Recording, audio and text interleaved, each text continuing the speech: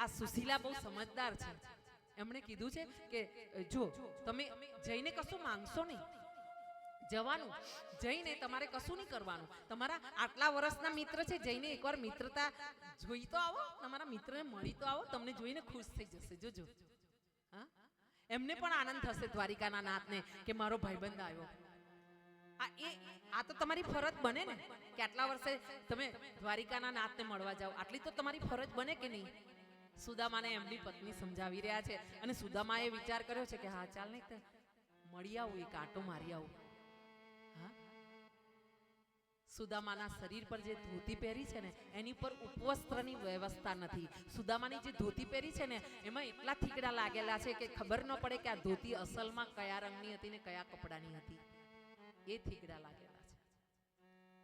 સુશીલાએ જે સાડી પહેરી છે ને એ સાડીનો રંગ ખબર નથી પડતી.